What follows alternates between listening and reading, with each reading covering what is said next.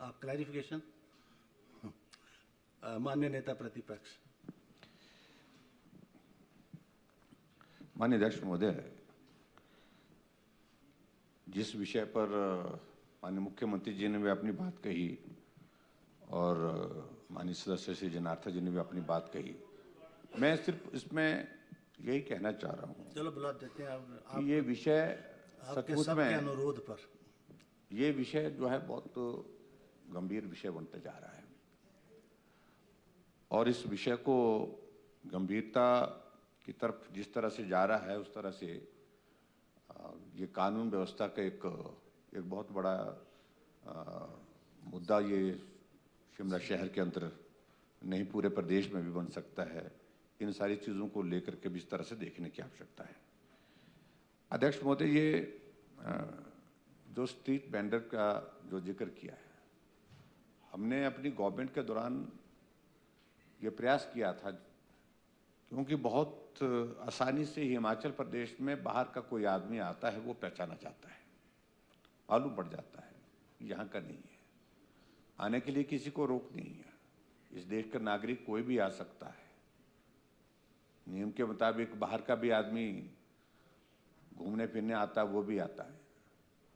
लेकिन जिस प्रकार से एकदम जो है ये बहुत बड़ी तादाद में ऐसे लोगों का आना जिनको हम जानते नहीं हैं, वो कहाँ रहते हैं ये भी मालूम नहीं है और उनकी पृष्ठभूमि क्या है, बैकग्राउंड क्या है ये भी मालूम नहीं है। तो जो वेरिफिकेशन का जो हमने उस वक्त एक प्रोसेस शुरू किया था, रजिस्ट्रेशन एंड वेरिफिकेशन, वो अवरुद्ध पड़ा है, वो रुका पड़ा है वर्तमान सरकार में और आप उसकी आवश्यकता महसूस नहीं करते होंगे शायद, मुझे लगता है।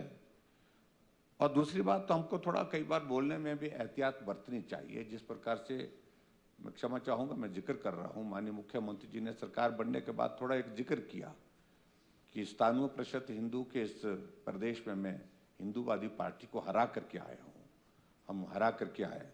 ऐसी चीज़ों से कुछ लोगों को जो है उत्साह मिलता है गलत काम करने का। उनको लगता है कि हमारे लिए प्रोटेक्शन है, हमारे लिए बोला जा रहा है, हमारे लिए सोचा जा रहा है।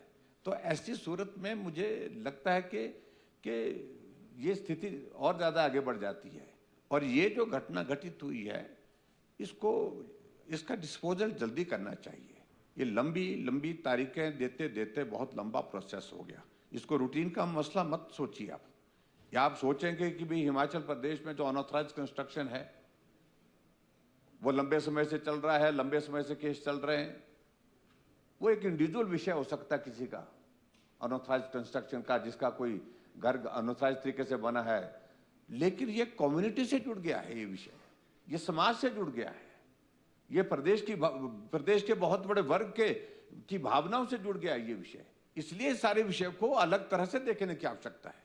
आप इसको हल्के में मत लीजिए, जो भी करना है इसका फैसला करना चाहिए और नियम के मुताबिक कार्रवाई करनी चाहिए और नियम के मुताबिक कार्रवाई के लिए समय लंबा नहीं। और ये जो आप बोल रहे हैं कमेटी कॉन्स्टिट्यूट करेंगे, ये करेंगे, वो करेंगे, ये सारी चीज़ें समय टाइम गेन करने के लिए है। और मुझे लगता है कि जिस तरह से हमने देखा अभी तक उसमें कोई नेतृत्व उस प्रदर्शन में नहीं था, ना कांग्रेस की तरफ से था, ना भारतीय जनता पार्टी की तरफ से था, ना किसी और दल की तरफ। लोग अपने आप घर से निकले हैं, जन भावनाओं का आप अंदाजा लगा सकते हैं। लोग अपने आप निकले हैं और कोई उनका नेता नहीं था, कोई संगठन नहीं था, लेकिन उसके बावजूद हजारों लोग सड़कों पर आ गए। ऐसी सूरत में इस सारे विषय को बहुत अलग तरह से देखने की आवश्यकता है, इसकी गंभीरता को समझने की आवश्यकता है और जो अनऑथराइज कंस्ट्रक्शन बाकी पूरे प्रदेश भर में हुई है उसका दायरा अलग है, उसका एक अलग तरह का तरीका हो सकता है सोचने का, मानने का। लेकिन इस प्रकार से इस सारे मामले को बहुत अलग तरह से देखने की आवश्यकता है, ये मैं माननीय मुख्यमंत्री से कहना चाहूंगा। और फिक्र हमेशा मेरे साथ रहता है। भूषण ज्वेलर्स, अनमोल रिश्तों के लिए।